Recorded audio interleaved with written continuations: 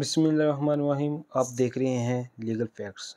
आज की इस वीडियो में हम देखेंगे द मूविंग फिंगर की शॉर्ट स्टोरी की समरी। ठीक है, इसके मेन कैरेक्टर्स कौन कौन से हैं, इसका थीम क्या है, स्टोरी का थीम कौन कौन से हैं और ये स्टोरी कैसी है, ये सारा हम इसमें डिटेल से पढ़ेंगे। और ये जो स्टोरी है ये बहुत इम्पोर्टेंट स्टोरी है। इसके एक दो क्वेश्चन ज़रूर पेपर में आता है। पास पेपर LLB पार्ट 2 के पास पेपर में इसके क्वेश्चन आए थे, 2 क्वेश्चन आए थे इसके, तो आप उसको भी देख लें, ज़रूर देख लें और इस स्टोरी को लाजमी तैयार करें। ठीक है, दी मूविंग फिंगर के जो मेन कैरेक्टर हैं वो कौन कौन से हैं। मूविंग फिंगर का सबसे पहला जो मेन कैरेक्टर है वो मिस्टर ग्रैंसी। ठीक है, और उसकी first wife Mrs Grancy, second wife Mrs Grancy और क्लेडन है। क्लेडन जो है मिस्टर ग्रैंसी का दोस्त है, फ्रेंड है, जो एक पेंटर है। ठीक है, अब इसकी समरी देख लेते हैं। इसकी समरी क्या है शॉर्ट स्टोरी की। इसकी समरी बहुत ही दिलचस्प है। इसकी समरी जो है बहुत इंटरेस्टिंग है। मिस्टर ग्रैंसी जो होता है, इसकी जो फर्स्ट वाइफ है मिसेस ग्रैंसी, वो बहुत ही एरोगेंट है, सेल्फिश है। उसका बिहेवियर मिस्टर ग्रैंसी के साथ अच्छा नहीं है। ठीक है, वो हमेशा अपना जो नहीं कंट्रोल रखती है मिस्टर ग्रैंसी पर। ठीक है, वो मिस्टर ग्रैंसी जो है इससे दिल ही दिल में इसे बुरा जानता है। ठीक है, इससे मोहब्बत नहीं करता। जैसे आप मियाँ बीवी आपस में मोहब्बत से रहते हैं, मोहब्बत करते हैं, मिल बांट कर खाते पीते रहते हैं, ये इस तरह का इनके मिस्टर ग्रैंसी जो फर्स्ट मिसेस ग्रैंसी के साथ खुश नहीं था। ठीक है, फिर फर्स्ट मिसेस ग्रैंसी जो है वो मर जाती है। फिर अब कहानी का अब नया मोड़ आ जाता है। ठीक है, वो सेकंड मिसेस ग्रैंसी के साथ जब मिस्टर ग्रैंसी अपनी दूसरी शादी करता है, तो दूसरी शादी में जो लड़की होती है वो बहुत ही सेकंड मिसेस ग्रैंसी वो बहुत ही खूबसूरत होती है, यंग लेडी होती है और नोबल लेडी होती है। ठीक है, वो बहुत ही नहायत शरीफ और अच्छे अंदाज की मालिक होती है, जो मिस्टर ग्रैंसी के साथ बहुत ही अच्छा बिहेव रखती है। मिस्टर ग्रैंसी इसके साथ बहुत मोहब्बत करता है और दोनों आपस में बहुत ही मोहब्बत करते होते हैं। लेकिन कुछ साल बीतने के बाद, कुछ साल गुजर जाने के बाद, जो सेकंड मिसेस ग्रैंसी है वो भी मिस्टर ग्रैंसी को अकेला छोड़कर इस दुनिया से रुखसत हो जाती है। और ये बात मिस्टर ग्रैंसी को बहुत ही बुरी लगती है। वो मिसेस ग्रैंसी जो है, जब सेकंड मिसेस ग्रैंसी मर जाती है, तो वो अपने दिल से, अपने जहन से सेकंड मिसेस ग्रैंसी को नहीं निकाल सकता। ठीक है, वो नहीं निकाल पा रहा था, इसलिए वो जो क्लेडन है, क्लेडन जो मिस्टर ग्रैंसी का दोस्त है, उसको बुलाता है, जो कि एक पेंटर है, स्केच बनाता है आके सेकंड मिसेस ग्रैंसी का, ताकि मिस्टर ग्रैंसी जो है अपनी वाइफ के साथ टाइम पास कर सके। ठीक है ना, उसको अपने पास महसूस कर सके। वो ऐसे महसूस करे कि जैसे वो उसके पास ही टहल रही है, उसके पास ही घूम फिर रही है, उसके पास ही है। ठीक है, वो सेकंड मिसेस ग्रैंसी का स्केच बनवा कर मिस्टर ग्रैंसी जो है उससे बातें करता रहता है, उसके साथ अपने दुख दुख बांटता रहता है, अपनी बातें शेयर करता है। ठीक है, वो उसको अपने पास महसूस करता है।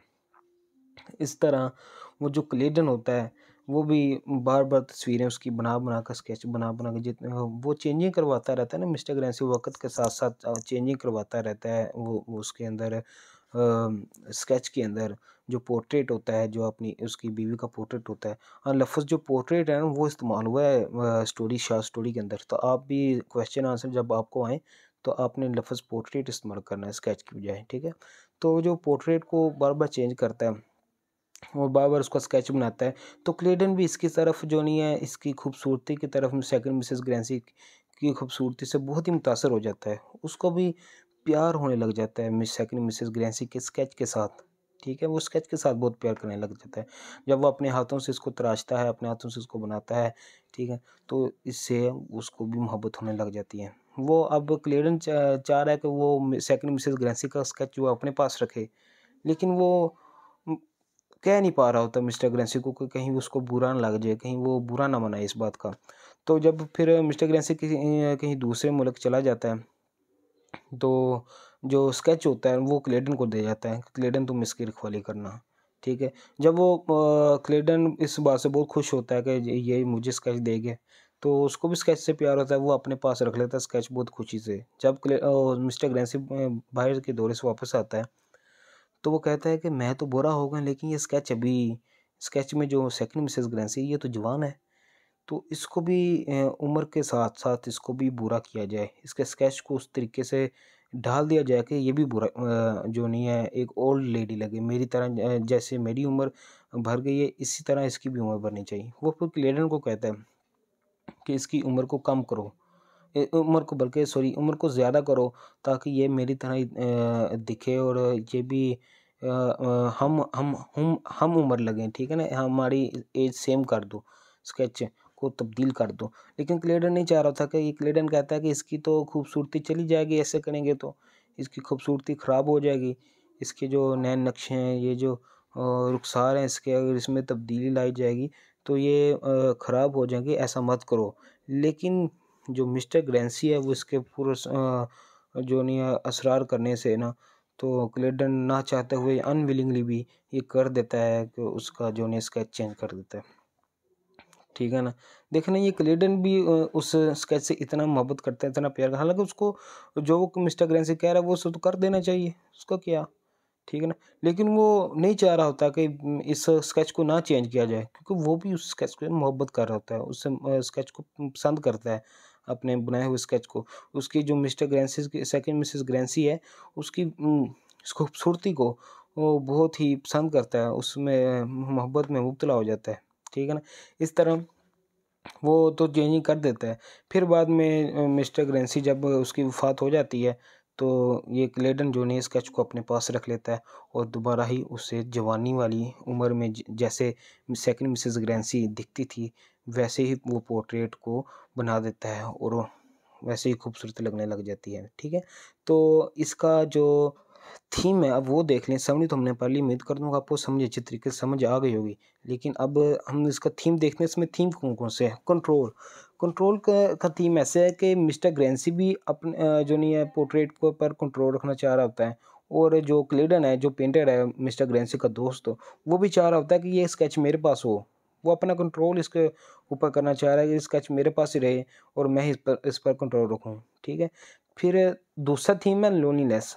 जब सेकंड मिसेस ग्रेंसी की वफ़ात हो जाती है, तो मिस्टर ग्रेंसी अकेला रह जाता है, ठीक है ना, वो तन्हाई में रह जाता है। तो अपनी तन्हाई को दूर करने के लिए वो सेकंड मिसेस ग्रेंसी जो है उसका पोर्ट्रेट बनवाता है, ताकि वो उसके साथ अपना टाइम पास कर सके, अपनी बातें शेयर कर सके, उसको अपने पास फ़ील करे, ठीक है ना।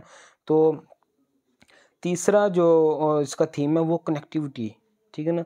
मिस्टर ग्रेंसी की मिसेस ग्रेंसी के साथ ऐसी कनेक्टिविटी थी, ठीक है, ऐसा जो कनेक्शन था उनके साथ कि वो उनके बाद भी जो ज़िंदगी नहीं गुजार सकते थे, उनका उनके बाद उनकी जब सेकंड मिसेस ग्रेंसी की वफ़ात हो गई थी, तो फिर भी उनका पोर्ट्रेट बना कर अपने पास रखा हुआ था। ये क्यों रखा हुआ था? क्योंकि उनका आपस में कनेक्टिविटी बहुत अच्छी थी, कनेक्शन उनका बहुत अच्छा था, उनका आपस में बिहेवियर बहुत अच्छा था, जिसकी वजह से वो ये कनेक्टिविटी का जो थीम है ये पैदा हो रहा है, ठीक है।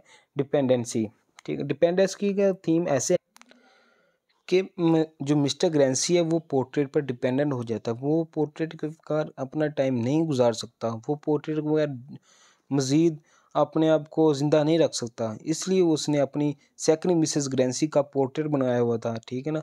जब तक सेकंड मिसेस ग्रेंसी थी तब तक वो उसकी अच्छी लाइफ जा रही थी। जब वो सेकंड मिसेस ग्रेंसी इस दुनिया से चली गई, तो वो इस हद तक अब उसके ऊपर डिपेंड हो गया था कि वो बाद में अकेले उसके बगैर ज़िंदगी नहीं गुजार सकता था, इसलिए उसके ऊपर डिपेंडेंट हो गया था, जिसकी वजह से उसने पोर्ट्रेट बनवाया, ठीक है।